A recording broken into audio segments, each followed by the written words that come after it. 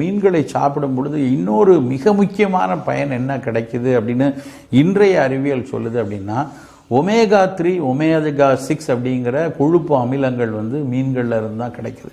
இந்த omega 3 omega 6 பற்றி நடக்காத ஆராய்ச்சிகளே இல்லைன்னு சொல்லலாம்.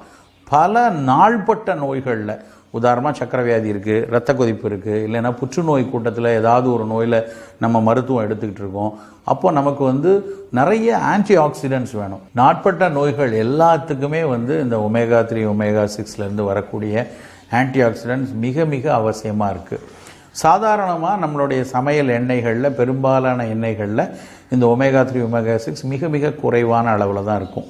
குறிப்பாக நம்ம கடுகெண்ணெய் பயன்படுத்தினா அது நமக்கு கிடைக்கும், செக்கில் ஆட்டிய நல்லெண்ணெயில் கொஞ்சம் கிடைக்கும். ஆனால் இன்றைக்கு இருக்கக்கூடிய சூழலில் அது கிடைக்கக்கூடியவர்கள் வந்து மிக குறைவான நபரில் இருப்பாங்க. அப்போது அதுக்கு மாற்று அப்படின்னு எடுத்து பார்த்தீங்கன்னா இந்த ஒமேகா 3 இருக்க